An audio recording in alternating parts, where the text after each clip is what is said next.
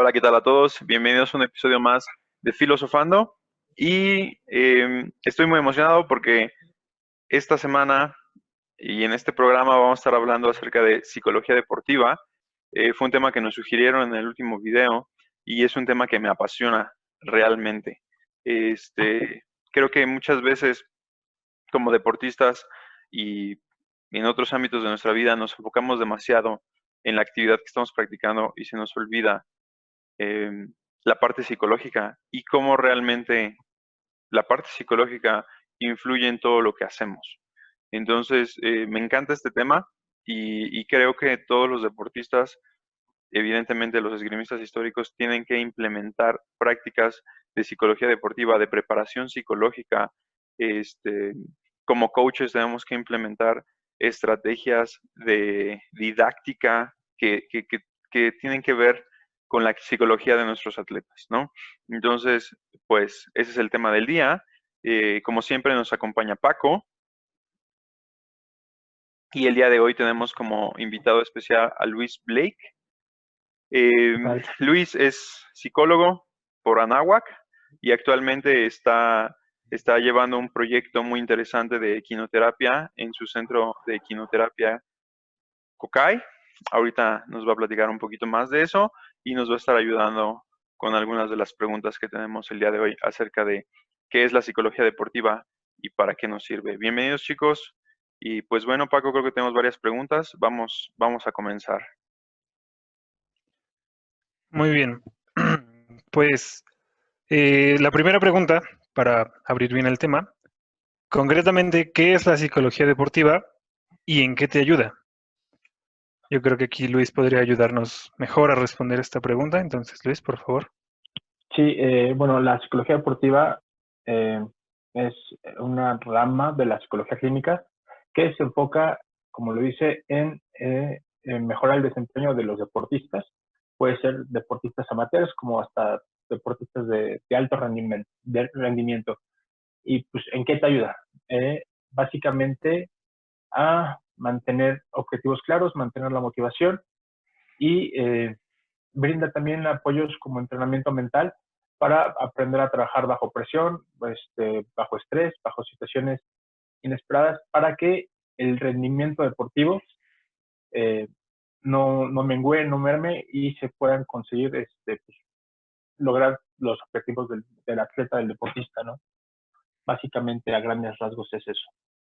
Y algo muy importante a mencionar aquí es que la psicología deportiva se enfoca no solo, porque muchas veces vemos la psicología como un parche, ¿no? O sea, ya sucedió algo, no me estoy sintiendo bien, entonces tengo que ir a resolverlo.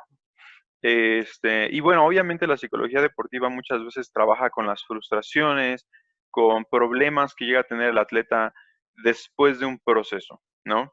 Sin embargo, no debemos dejar de poner atención en el hecho de que, de hecho, la psicología deportiva bien aplicada se tiene que empezar a- se tiene que empezar a utilizar desde antes, ¿no? O sea, la psicología deportiva nos va a ayudar en la preparación, en el pre, en durante la competencia, darle seguimiento y saber qué hacer Claro. con un atleta, y después, si lo queremos ver así, el tratamiento o el seguimiento, ¿no? Entonces trabajamos el antes, el durante y el después a través de la psicología deportiva. Y obviamente, pues sí, trabajamos con toda la parte que tiene que ver con la ansiedad, canalizar la agresividad. Una cuestión muy interesante, las dinámicas que tienen los grupos, ¿no? Cómo afecta si un atleta está entrenando solo, cómo afecta si entrena en un grupo. ¿No? Hay atletas que entrenan mejor cuando están solos. A mí me pasa, por ejemplo, en la cuestión del gimnasio, la mayoría de la gente dice, si yo no voy con alguien al gimnasio, no puedo entrenar, y a mí me pasa al revés, o sea, yo entreno mejor si voy solo, ¿no? Y después en la otra parte muy interesante, y por eso hablaba de didáctica al inicio, la psicología deportiva también se enfoca en generar estas estrategias para maximizar las capacidades psicológicas, mentales de los atletas, que como les decía al inicio, creo que a veces se descuidan. Sí, es muy interesante lo que dijiste. No es un parche, no vas al psicólogo o sí para resolver cosas, pero en el caso de los atletas, no necesitas ir al psicólogo ya que te pasó algo, ¿no? O ya que tienes que resolver algo. Puedes empezar un proceso de psicología justamente para evitar que haya esos baches, esos topes, ¿no? Para los que te puedes encontrar cuando estás en un entrenamiento, en un proceso de alto rendimiento, ¿no? Para prepararme para una competencia o algo así. No, aquí no aplica de ya muerto el niño se tapa el pozo, ¿no? Sí, y finalmente es volver a atacar este paradigma y este estereotipo, ¿no? De si vas al psicólogo tienes un problema. Y no, y de hecho creo que como entrenadores debemos estar preparados en psicología en cierto nivel, ¿no? Cuando estamos hablando de Krieger Escola y estamos preparando a nuestros coaches, sabemos y se los decimos, debes tener capacidades técnicas en el área que estás enseñando, puede ser esgrima o puede ser lucha o puede ser tiro con arco o defensa personal, cualquiera de las actividades que estemos dando, pero también tienes que desarrollar esas habilidades y conocer lo mínimo, lo esencial en cuanto a psicología, tanto deportiva como, digo, no clínica, porque no somos especialistas ni pretendemos serlos, pero sí entendemos que es muy, muy importante porque eso nos permite encaminar y canalizar lo que nuestros atletas o nuestros clientes, por ejemplo, cuando damos cursos de defensa personal, necesitan, porque si no, creo que el entrenamiento está incompleto y por eso llegamos a instancias en las cuales un atleta dice, llevo 2, 3 años preparándome y no veo resultados. Evidentemente eso deriva en frustración, ¿no? Claro. Entonces, creo que es muy importante que lo veamos como no es que la psicología deportiva también sea para atletas que tienen un problema, sino que es una herramienta que nos ayuda a potenciar lo que podemos lograr con nuestros atletas y como atletas. Sí, por supuesto. Pues eso creo Eh, que responde muy bien en general a la segunda pregunta. Dice qué beneficios tiene la psicología deportiva y pues ya quedó más que explicado todas las ventajas y todas las situaciones que se pueden derivar respecto a eso. Y la tercera pregunta dice, ¿requiere a algún especialista, como por ejemplo un psicólogo? En este caso, yo creo que, bueno, valdría la pena aclarar si tiene que ser, como decías, basta con un coach que tenga conocimientos básicos o realmente deberíamos tener un Krieger especialista en psicología del deporte. eh, lo ideal sería que si hubiera un especialista enfocado en el área, ¿no? Hablando en general de lo que requiere un atleta de alto rendimiento, eh, yo digo que necesita 4 pilares: el técnico, el táctico, el físico y el psicológico, ¿no? El técnico se refiere a todas esas capacidades aprendidas que tiene, el táctico a todo lo que pasa, por ejemplo, hablando de esgrima histórica, dentro de una pelea, cómo manejar esas situaciones, el físico, toda su preparación física que tiene, que lleva antes de, y el psicológico, ¿no? Que pues, es todo el proceso que lleva con su terapeuta, con su psicólogo deportivo. En este caso, cada uno de estos pilares tiene un especialista, ¿no? Entonces, es importante, o yo creo que es importante que sí haya un especialista dirigido específicamente a la parte psicológica, ¿no? Yo sé que es complicado a veces encontrar a un especialista en psicología deportiva, ¿no? Ahí están de moda muchos el coaching, ¿no? Cosas así, el coaching deportivo y cosas así. Y no se le da tanto peso al trabajo que puede realizar un psicólogo bien preparado, ¿no? Eh, yo creo que si bien hay coaches o hay entrenadores que están bien preparados en esta parte por las cuestiones de experiencia, por cuestiones de cursos que han tomado, por cuestiones de libros o bibliografía que han estudiado, sí es importante que exista una persona dedicada especialista y preparada en ese tema. Sí, y definitivamente, una de las cosas que yo siempre he dicho es, trabaja con especialistas, ¿no? Muchas veces queremos ahorrarnos algunos gastos y decimos, no, pero pues no es tan importante, ¿no? Lo podemos ver más adelante. Y es algo que vemos incluso en equipos de fútbol profesional, ¿no? La Federación Mexicana de Fútbol le tomó años, décadas, empezar a considerar el contratar a un psicólogo deportivo para los jugadores. Y aún hay equipos, muchos equipos en la Liga Mexicana, por ejemplo, que no cuentan con un psicólogo deportivo que se enfoque exclusivamente en sus jugadores. Entonces, definitivamente lo mejor, siempre lo ideal es que haya un especialista para cada una de las áreas. O sea, si un equipo tiene, estamos hablando de alto rendimiento y de deportes profesionales, ¿no? Si un equipo tiene un preparador físico, o sea, tiene un entrenador, ¿no? Tiene un head coach o tiene un director técnico o como le llame el deporte que le quieran llamar, ¿no? Eh, entonces tiene un head coach que se enfoca a llevar el equipo, pero después, además de eso, tiene un preparador físico que les da rutinas y les hace monitorea específicamente su desarrollo físico, cardiovascular, lo que ustedes quieran, ¿no? Y generalmente en fútbol, por ejemplo, tienes al auxiliar técnico, que como Luis decía, te va a estar ayudando en la parte táctica, te va a estar ayudando en la preparación de los jugadores en general, ¿no? Entonces creo que sí es muy importante el voltear a ver qué hacen las grandes industrias, los grandes deportes, las grandes instituciones y tratar de replicar lo que ellos están haciendo.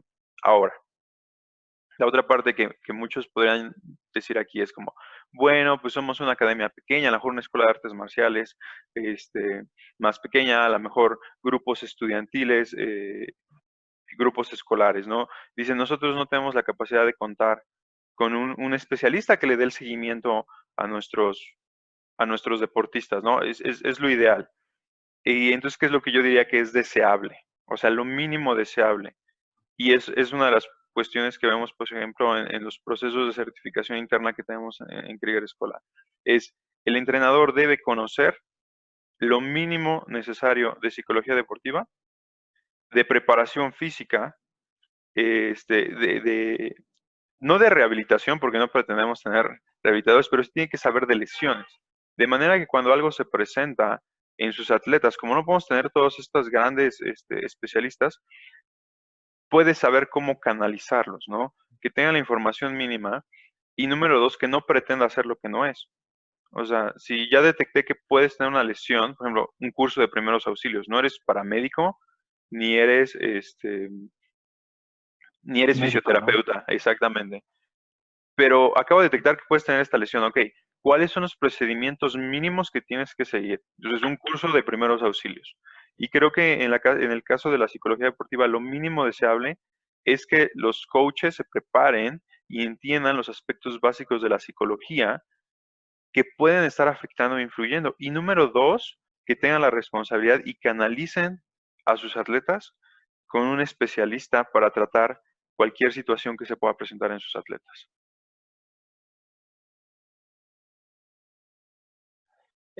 Sí, digo, eso debería ser como lo mínimo requerido, ¿no? Muchas veces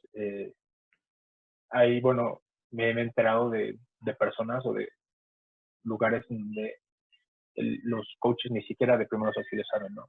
O sobre todo creo que lo he visto en gimnasios, donde está el entrenador de ahí desde el gimnasio y te exige un esfuerzo que a lo mejor tú no estás preparado para dar, ¿no? Entonces es cuando vienen lesiones, cuando vienen situaciones que no esperas y te merman en la parte física y por lo tanto te frustran, te pueden llegar a frustrar y te afectan en la parte psicológica también, ¿no? Entonces hay que trabajar con gente preparada, con gente especializada en ese ámbito, ¿no? Definitivamente. Y retomando un poco lo que dijiste en cuanto a que en México no se le da como la importancia eh, que merece la psicología deportiva, tengo una anécdota interesante. Hace un par de años estaba yo tomando una clase en la escuela justamente de psicología deportiva Y mi maestro se tuvo que ausentar un tiempo, una semana, que justamente fue a darle como una asesoría, una consultoría a un equipo grande allá en el norte del país. Y estuvo trabajando con ellos. Al final el equipo decidió que pues no lo querían, eh, más bien no le querían ofrecer, no le querían pagar lo que el psicólogo pedía. Decidieron dejarlo ir. Justamente ese equipo llegó a las finales y perdieron en penales. Y mi profesor decía mucho que en el fútbol el penalti es la jugada más fácil que hay, más la jugada más fácil. Estás solo frente al portero. Y muchas veces lo que pasa en esas situaciones es que hay miedo, hay nervios, hay ansiedad, estás en una situación de estrés. Y justamente el psicólogo deportivo te ayuda a canalizar todas esas cuestiones que aparecen en una competición para que solamente te concentres en hacer lo que ya sabes, ¿no? Tirar a gol. Y justamente este equipo perdió esta final en penales, y me gustaría pensar, o quiero pensar que fue justamente porque sus jugadores no tienen esa preparación mental para afrontar esas situaciones, ¿no? Pero estadísticamente durante el torneo estuve leyendo, era el equipo que más penales fallaba, que más penales falló a lo largo de ese certamen. Entonces, creo que sí es muy importante que le empecemos a dar el peso necesario a la psicología dentro del deporte, que no solamente sea, pues si quieres tomarlo, pues tómalo, ¿no? Que no sea como el extra, ¿no? Sino que sea esencial dentro de una preparación de un atleta. Sí, claro, y finalmente son herramientas, ¿no?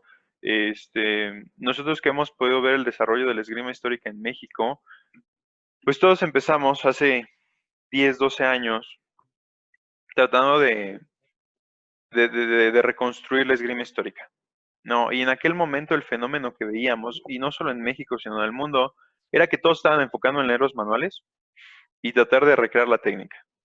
Y entonces surgió todo el movimiento de los torneos y todo lo que vivimos actualmente, ¿no? Pero la mayoría de los competidores se enfocaban en simplemente aprender la técnica y después tratar de aplicarla en un torneo. Y después que empezamos a ver que aquellos esgrimistas que tenían experiencia en otros deportes empezaban a tener mejores resultados. ¿Y a qué se lo podemos atribuir? Pues a una mejor preparación física, ¿no? Tenían mejor rendimiento, tenían más fuerza, tenían más explosividad y eso les daba una ventaja competitiva. Entonces, ¿qué sucedió? La mayoría de aquellos que querían llegar a un nivel competitivo, que les interesaba ganar una medalla, empezaron a enfocarse en su preparación física. Entonces, ¿qué sucede? Como decías al inicio, ¿no, Luis? Ya habías trabajado primero la parte técnica y entonces te diste cuenta que la parte técnica no era suficiente, que alguien te estaba superando en la parte física. Entonces se empezaron a enfocar en la parte física. Evidentemente en todo este proceso se empezaron a generar estrategias, si haces esto, lo otro. Y obviamente esas estrategias también las encontramos, por ejemplo, en los tratados, ¿no? Si tu oponente lanza este golpe, tú haces esto y construyes una estrategia. Entonces La parte táctica. exactamente, ya tienes la parte técnica, te ibas a la parte táctica, a veces no funcionaba porque pues, el otro resulta que también es bueno en la táctica y ya te está sacando la ventaja en la parte física. Y entonces ahora todos empezaron a trabajar la parte física. Y creo que la psicología es otra herramienta.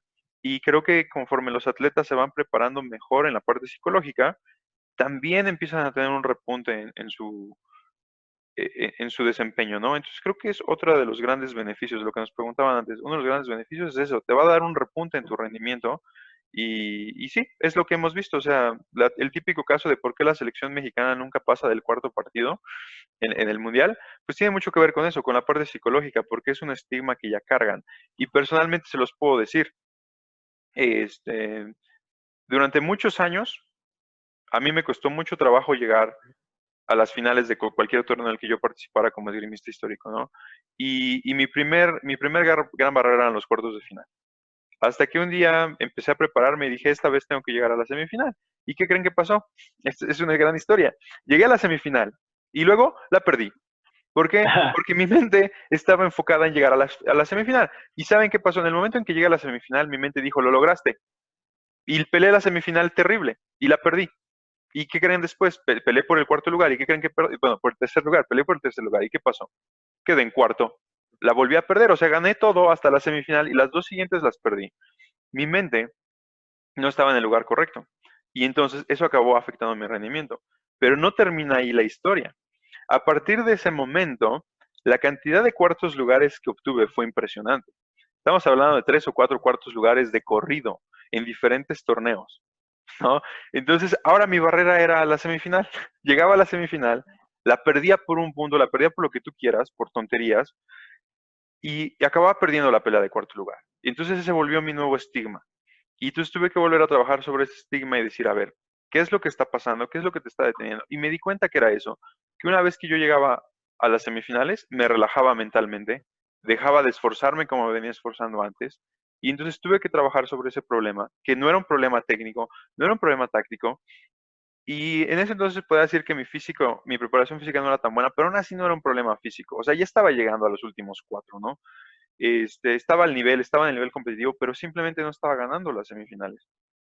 Empecé a trabajar y una vez que logré salir de ese hoyo psicológico, fue que empecé a llegar a las finales. Y a veces, digo, las finales siempre es así, ¿no? A veces las ganas, a veces las pierdes, pero la mente ya empieza a estar en el lugar correcto.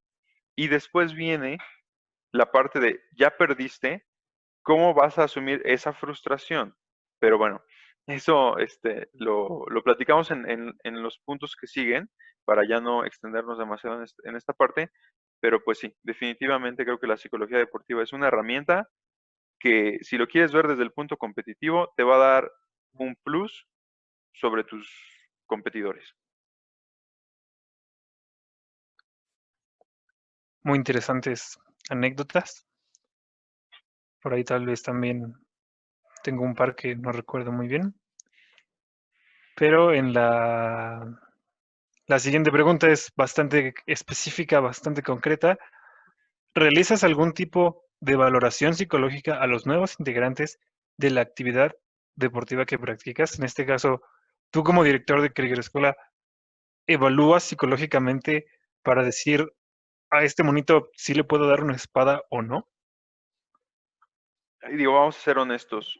La respuesta correcta es sí y no, ¿no? Mm. Y ya sé, todos odian esa respuesta.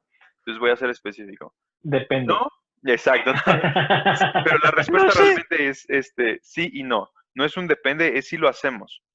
Pero el no viene en que, una, no soy psicólogo clínico, no soy especialista, por lo tanto no le hacemos una evaluación psicológica como tal. No es como, a ver, pasa, te vamos a hacer algunas preguntas. Sin embargo, sí somos muy cuidadosos en cuanto a la gente que llega al club, lo que les enseñamos, cómo les enseñamos y en llevar un seguimiento a cada uno de nuestros alumnos en cuanto a su comportamiento. Y tenemos una serie de reglas y de protocolos para canalizar este tipo de situaciones. Y hemos tenido casos, por ejemplo, una historia muy interesante. Alguna vez estábamos en una convención y en las convenciones damos clases abiertas. Y de repente llega un chico y nos empieza a hacer ciertos comentarios que no nos parecían eh, normales, ¿no? Lo pongo entre comillas. Y eso ya para nosotros despierta como una alerta, porque finalmente trabajamos con armas y la actividad depende de darle un arma a esa persona, afilada o no. En este caso, evidentemente no estaba afilada. Pero aún así, sabemos que una persona o más personas pueden estar en riesgo, ¿no? Entonces, hacemos esa valoración y entonces lo vamos llevando con mucho cuidado. En el caso ya internamente de Krieger, pues sí, le damos ese seguimiento a los alumnos.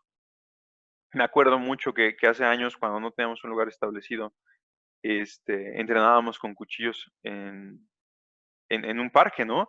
Y ahí sí, y a mí no me gustaba dar mucho este tipo de clases justamente por esas cuestiones, ¿no? Porque no sabes quién lo está viendo y para qué lo puedo utilizar. Finalmente, bueno, empezamos a tener una, em, una sala propia y seguimos con tener este cuidado, ¿no? Llega un alumno, generalmente les hago una entrevista pequeña, ¿no? Como a qué te dedicas, qué estudias, cuáles son tus gustos y la intención es conocerlos, ¿no?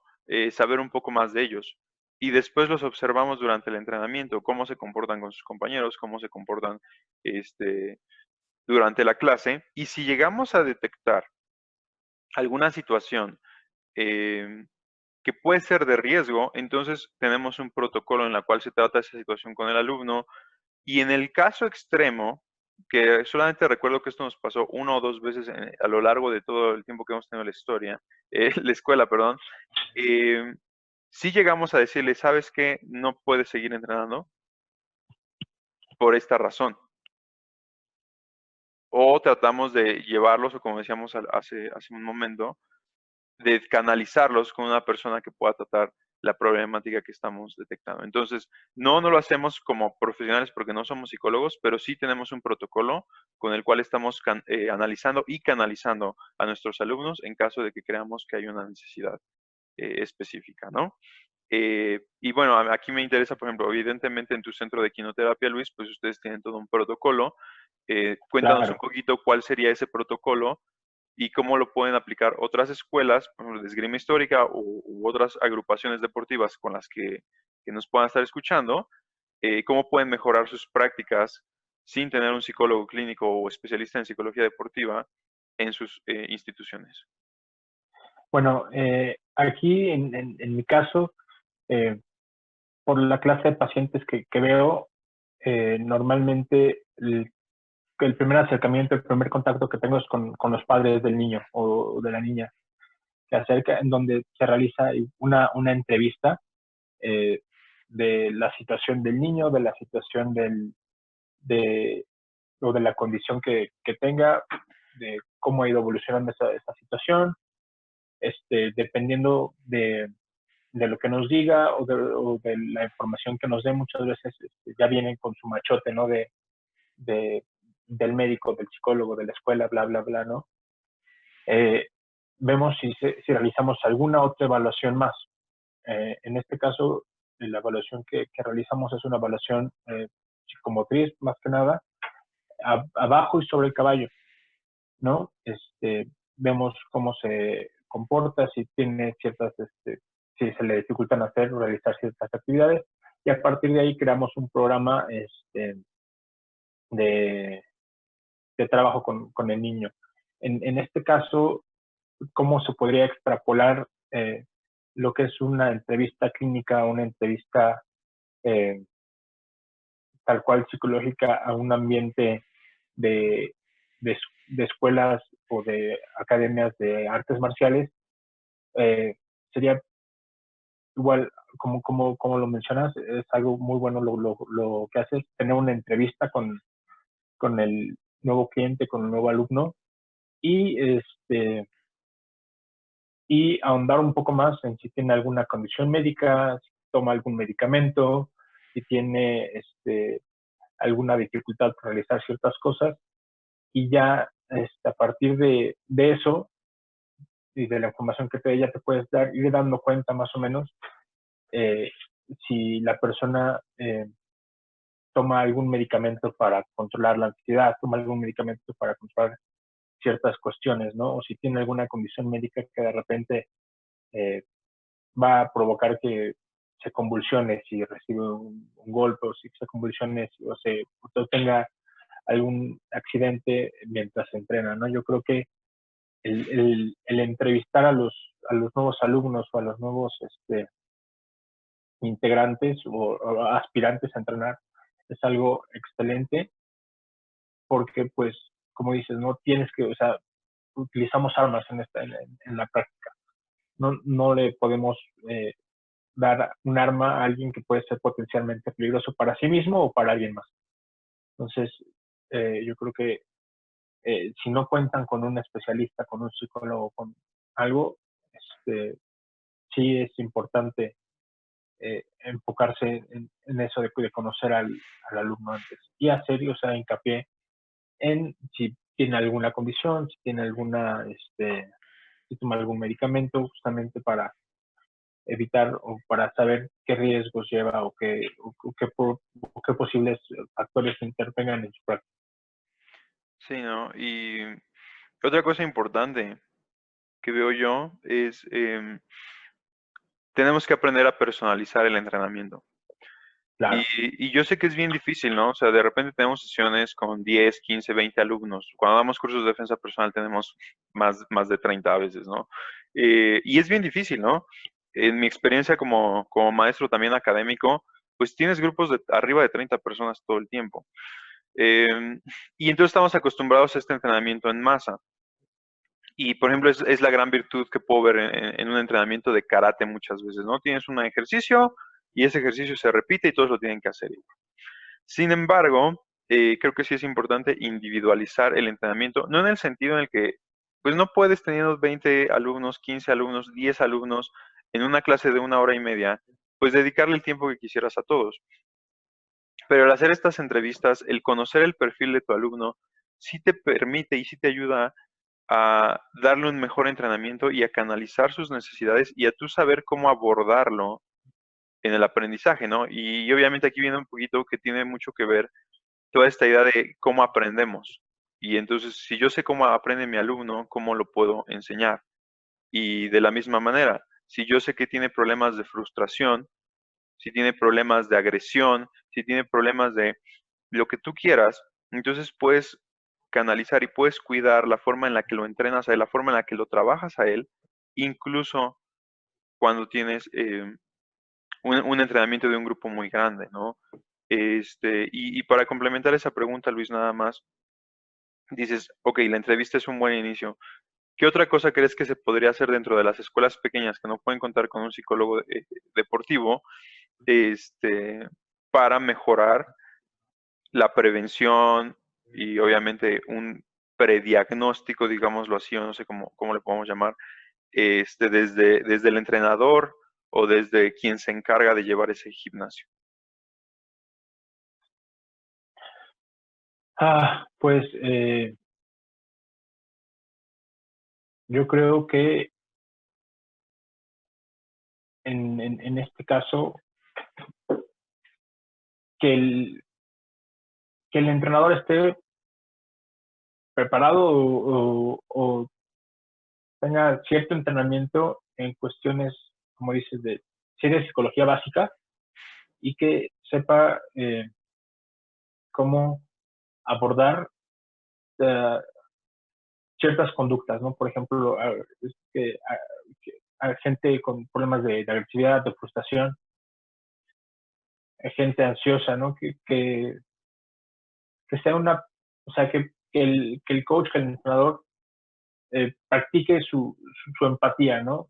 Sobre todo, y que aprenda a,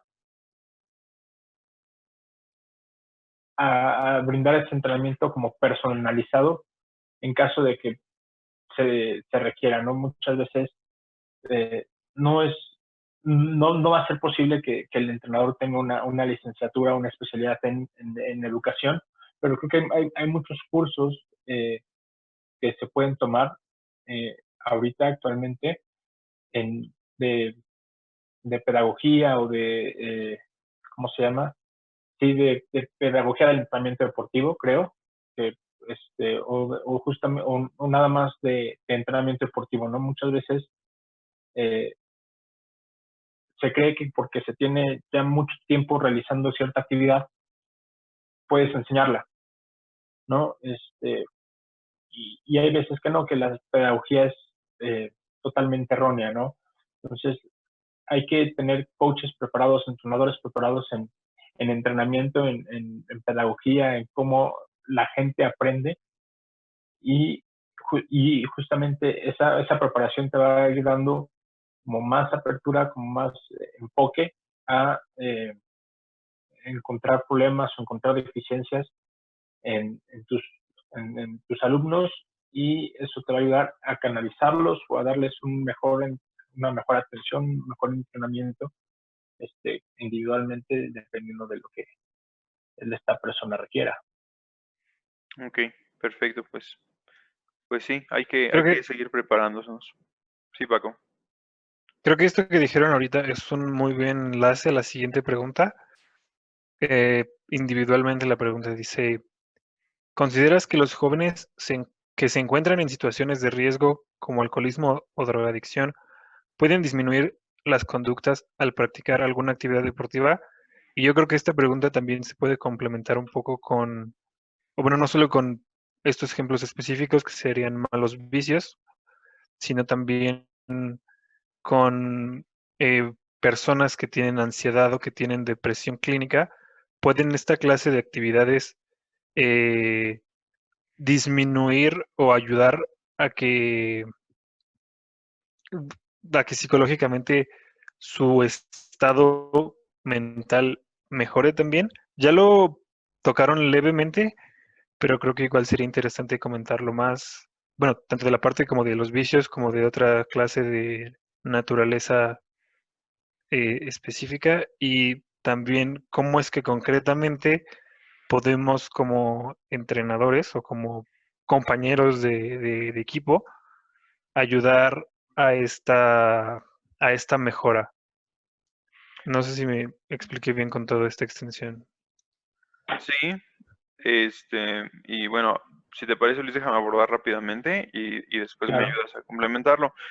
Eh, Voy a dividir la respuesta en dos partes. Primero, lo que preguntabas, Paco, directamente en cuanto a chicos en situaciones de riesgo, alcoholismo, drogadicción, definitivamente sí. Y hay algo que me llama mucho la atención.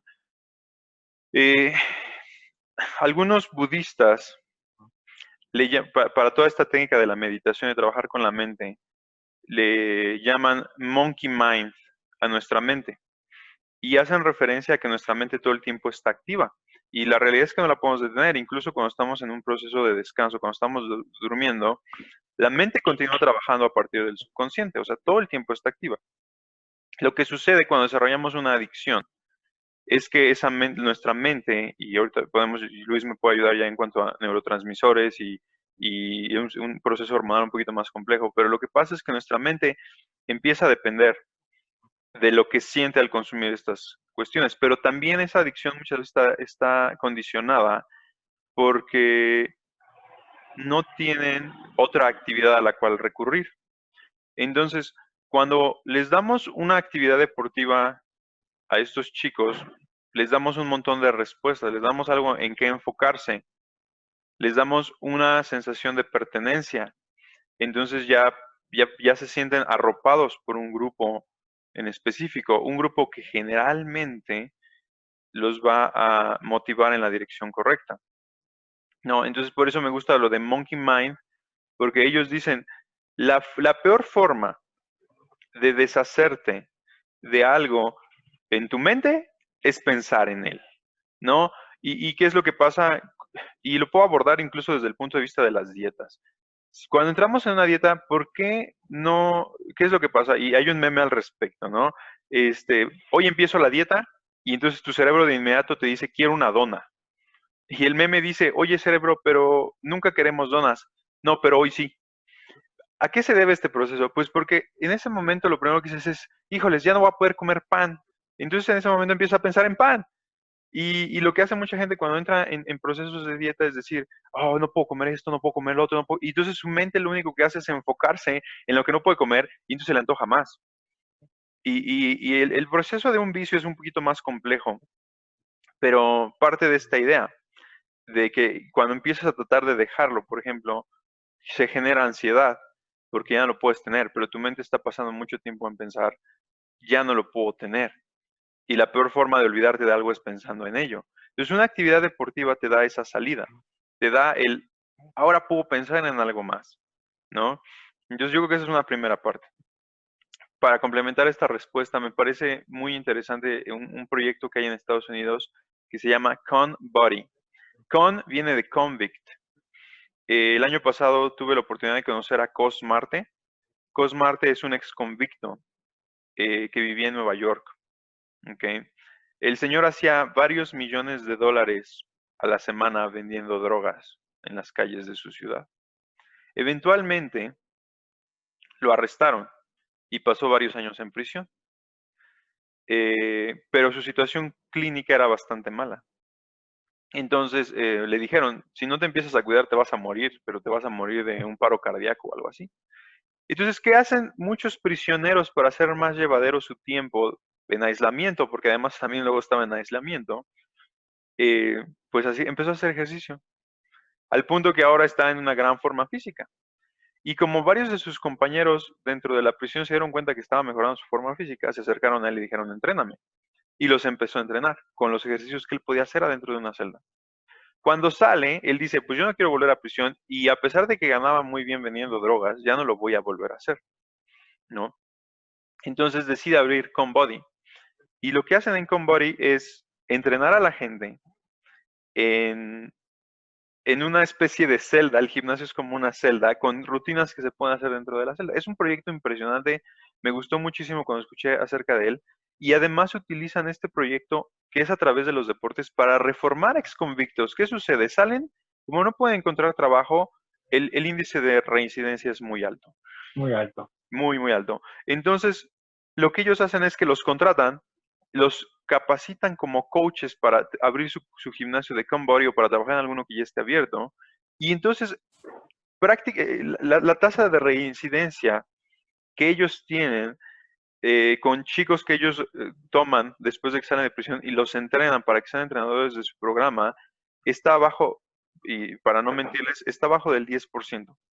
O sea, es súper baja comparada con los estándares que hay en Estados Unidos, ¿no? Entonces, ese es un ejemplo de cómo sí te ayuda el deporte, la actividad deportiva, a sacar a chicos que viven en una situación de riesgo, una situación de adicciones, de las calles. Y simplemente para terminar, la tercera parte que hablabas de ansiedad, de depresión clínica, y para ser así como muy, muy rápido, lo que sucede con estos procesos en nuestro cerebro es un imbalance en nuestro cerebro, ¿no? Por ejemplo, la dopamina, las endorfinas, la serotonina están en niveles muy, muy bajos y por lo tanto nos sentimos deprimidos. Eh, lo que sucede cuando haces una actividad deportiva es que estos, ¿qué son? Luis, nada más corrígeme, son Neurotransmisores. neurotransmisores, ¿cierto? Sí. Sí. Estos neurotransmisores se disparan, ¿ok? Te hacen sentir bien. El ejercicio físico dispara, si no mal recuerdo, principalmente la dopamina. Por eso cuando acabamos de entrenar, a pesar de que estás todo cansado y te duele todo, te sientes bien, porque acabas de disparar la dopamina en tu cerebro. Entonces, cuando tienes problemas como ansiedad o como depresión, puedes canalizar tu ansiedad en el ejercicio o puedes atacar tu depresión con el ejercicio. Pero bueno, tenemos un especialista, así es que me voy a callar y voy a dejar que él hable. Sí, tanto en situaciones de alcoholismo, de adicción, como de depresión y ansiedad, el principal factor en el cerebro son un desbalance en los neurotransmisores, ¿no? En el caso de las drogas, el, la sustancia activa de, del alcohol o de cualquier droga que se consuma afecta y ocupa un lugar en los neurotransmisores, que son como piezas de rompecabezas, ¿no? Entonces, en el lugar donde debería ir la endorfina o la dopamina, entra pues la sustancia activa de las drogas. Entonces, al no poder comunicarse adecuadamente, pues entras en el cerebro se acostumbra a la sustancia de la droga y no a la sustancia producida naturalmente por el cuerpo. Entonces, cuando se trata de dejar, pues viene un síndrome de abstinencia. Entonces, es por eso que es tan complicado salir de esa situación donde ya hay una adicción. Pasa lo mismo también con situaciones como dices, desde la comida, ¿no? El pan, el azúcar, la glucosa, es, como dirían por ahí, ¿no? Es una droga como bien interesante, ¿no?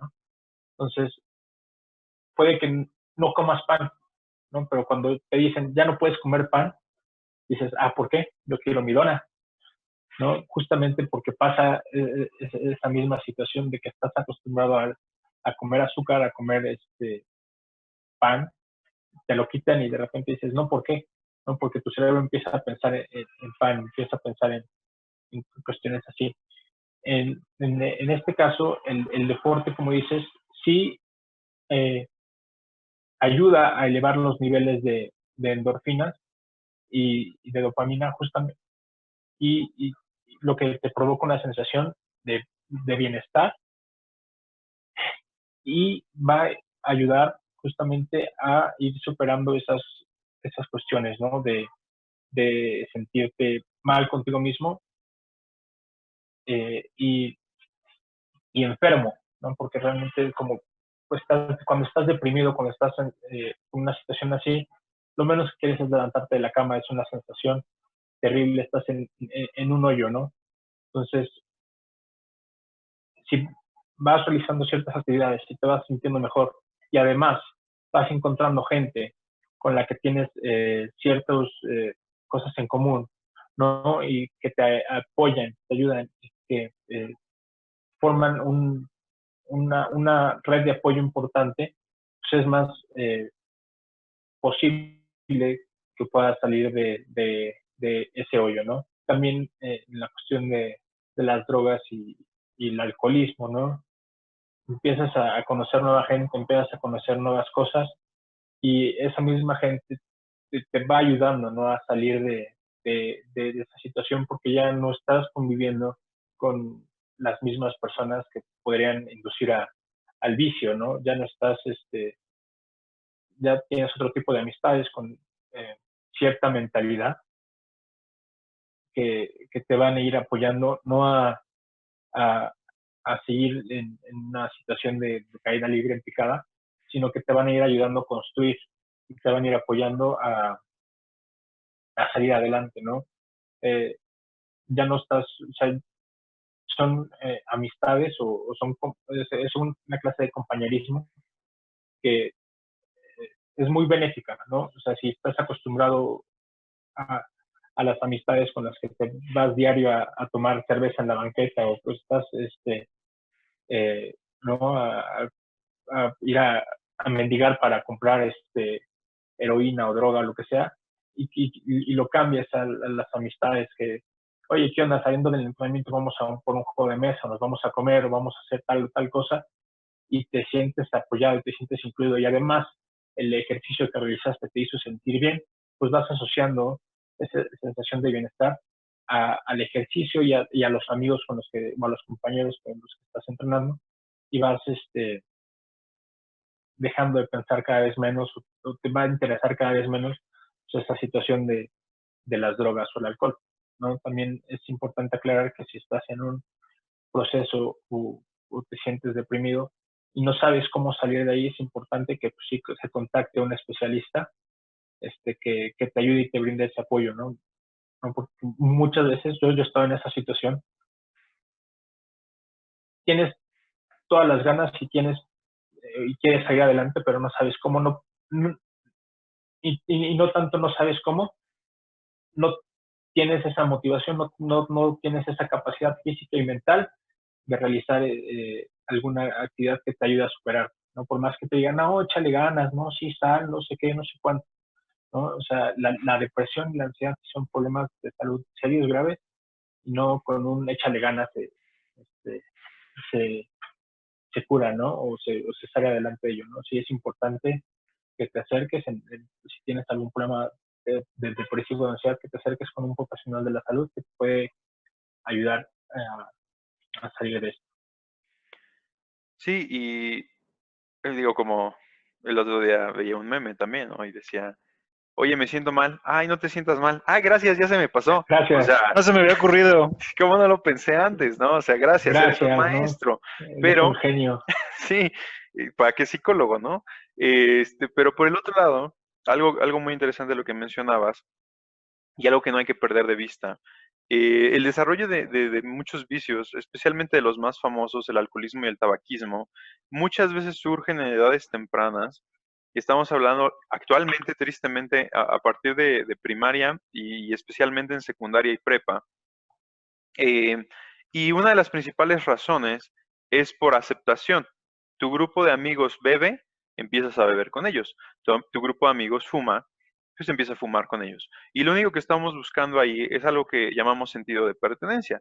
Como jóvenes, especialmente como adolescentes, nos queremos sentir identificados, reconocidos y bienvenidos. Y es un momento en el cual empezamos a generar un distanciamiento con nuestros círculos inmediatos, con nuestra familia, porque empezamos a generar esta idea de quién eres tú. Y entonces si tu amigo, el chico cool de la escuela, toma, tú quieres que él te acepte, entonces ¿cómo lo vas a hacer? Pues vas a tener que empezar a hacer lo que él hace y por lo tanto vas a empezar a tomar, ¿no? Y lo que genera el deporte, y por qué el deporte es una gran herramienta para prevenir y también para revertir este tipo de comportamientos, es justamente porque genera un sentido de pertenencia, ¿no? Incluso cuando practicas deportes individuales, como es la esgrima histórica, como es la esgrima olímpica, como puede ser el tenis, tienes que empezar a formar parte de un grupo social que practica la misma actividad. Y entonces, como decías Luis, ese sentido de pertenencia cambia, porque ya no es quiero ser parte del club de aquellos que salen a tomar, sino es ahora soy parte del club de aquellos que hacen una actividad deportiva y que muchas veces, como decías, me van a inspirar o me van a jalar a cambiar mis hábitos, ¿no? Desde levantarme temprano en un sábado para ir a mi sesión de entrenamiento hasta salir a tener convivencias un poco más sanas, ¿no? Entonces realmente es muy importante, pero hay un proceso psicológico detrás de ello, ¿no? Muchas veces criticamos a la gente, por ejemplo, que hace CrossFit, ¿no? Si haces keto o haces CrossFit, ya estuviste en muchísimos memes porque pues dicen que todo el tiempo te quieren hablar de lo que ellos hacen. Lo que mucha gente no entiende es que esto es derivado justamente de un sentido de pertenencia, de decir yo me siento tan bien y quiero que tú también lo sientas, ¿no? O sea, quiero que te vuelvas parte de mi club personal, ¿no? Y eso es una de las grandes cosas que hace el CrossFit, que hace el Spartan Race, que hacen todo este tipo de grandes organizaciones, generan un sentido de pertenencia. Y entonces la gente está tan contenta porque ve todo el proceso, ¿no?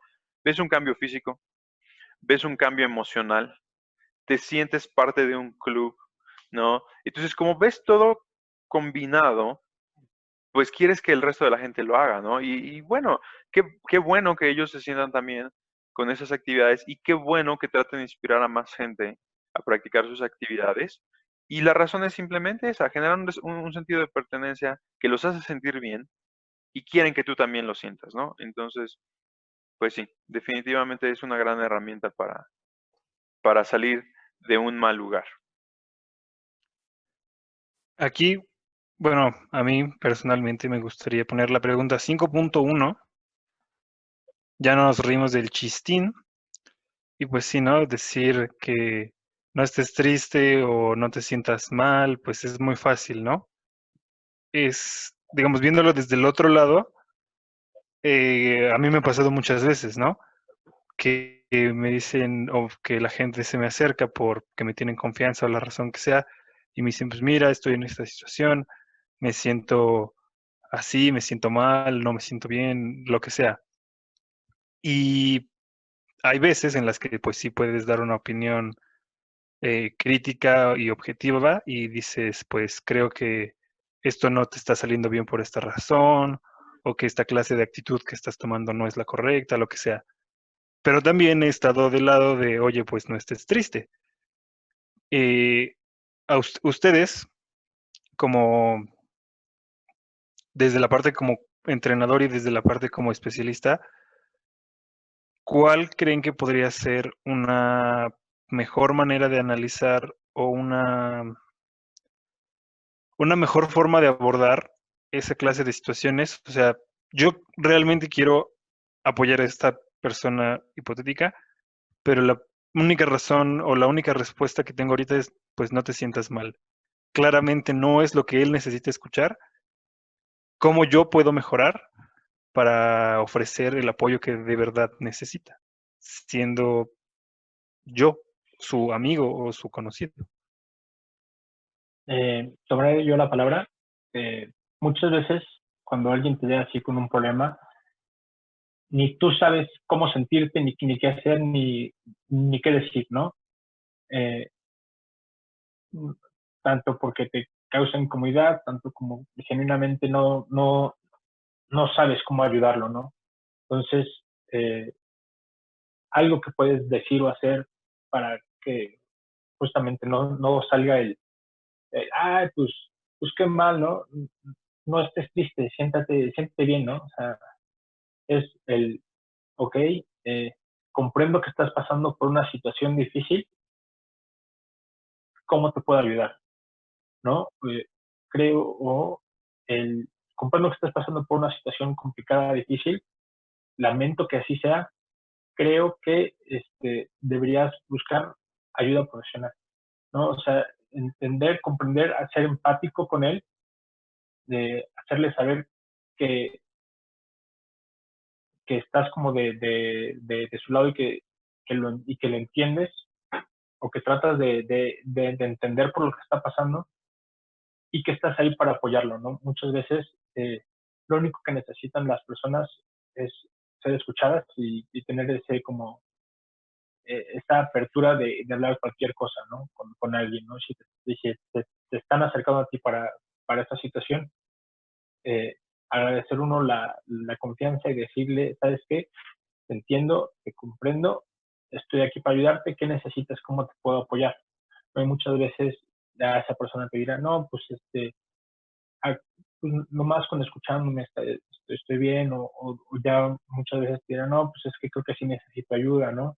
Entonces lo puedes ir guiando, apoyando o acompañándole en el proceso este, de, de buscar ayuda, ¿no? Muchas veces ya cuando alguien se acerca a pedir ayuda o a hablar de las cosas donde que le preocupan o que lo tienen mal, es porque ya pasó una etapa de mucho sufrimiento, de mucho, de no saber qué hacer, y ya llega el momento en el que no encuentra solución, y es por eso que está pidiendo ayuda, ¿no? Entonces es importante en ese momento, este, que es el punto más bajo, diría yo, en el que han estado, ya que pide ayuda, el poderlo ayudar y el guiarlo o referirlo a alguien que realmente sea un especialista y le pueda brindar una atención adecuada. Yo creo que es importante y resumiendo, eh, brindar, o sea, hacerle saber que estás ahí para apoyarlo, que lo entiendes y que le puedes brindar la ayuda que requiere y que necesita en ese momento. Sí, y desde el punto de vista de coach, ¿no? Y como maestro también, es bien interesante porque, por ejemplo, en mi trabajo más mundano, digamos, eh, soy maestro en una preparatoria también y de repente me toca dar capacitaciones a los papás y hablamos de temas bien complicados, ¿no? A veces hablamos de sexualidad, a veces hablamos de drogadicción, a veces hablamos de cuestiones de este estilo.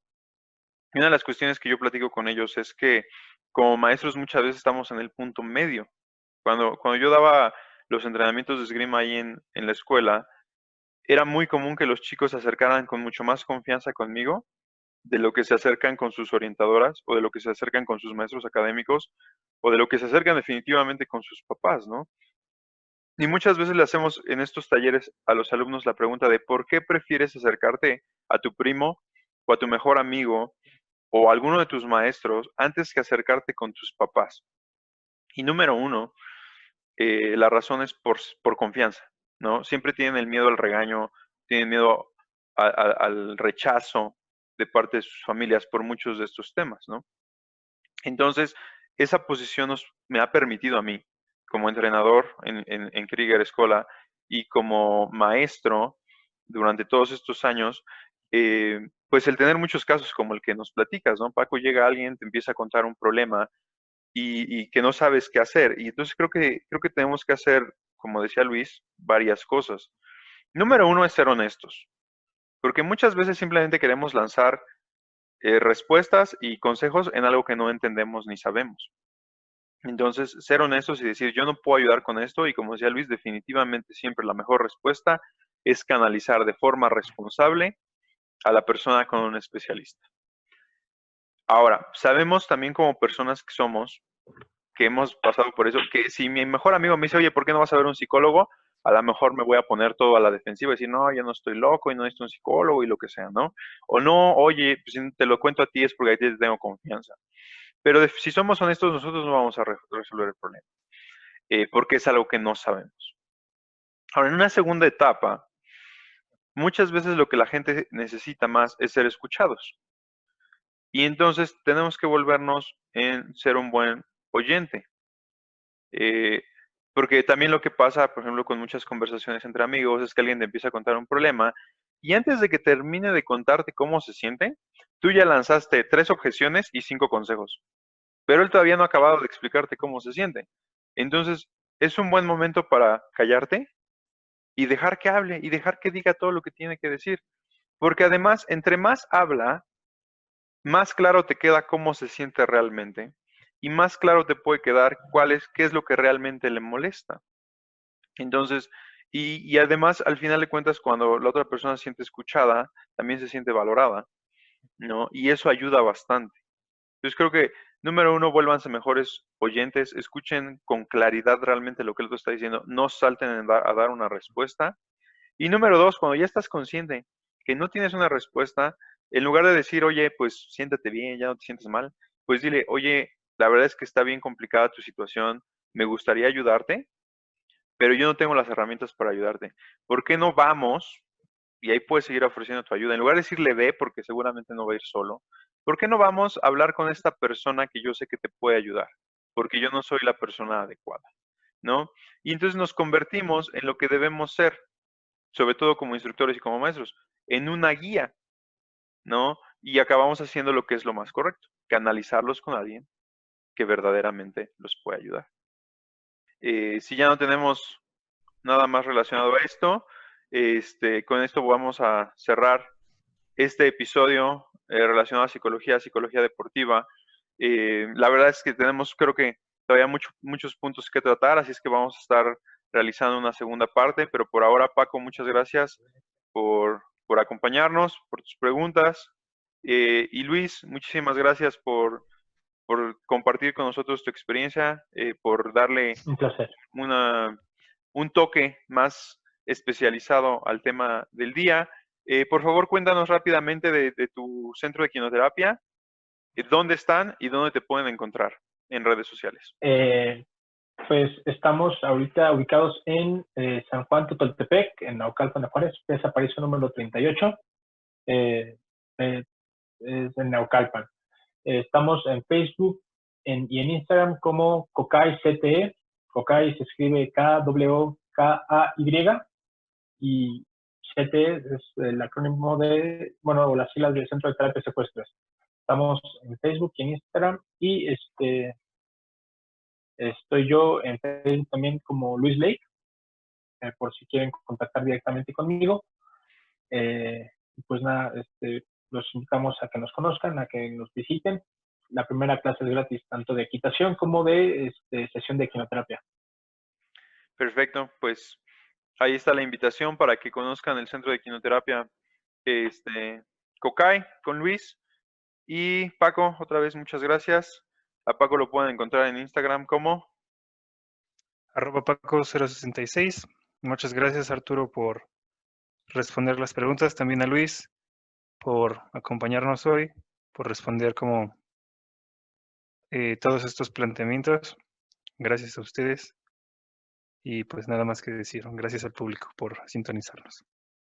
Y bueno, con eso nos despedimos. Síganos en redes sociales, Facebook, Krieger Escola, Instagram, @Krieger Escola, y nuestro canal en YouTube también lo encuentran como Krieger Escola. Ya saben, todos los links están debajo en la descripción del video.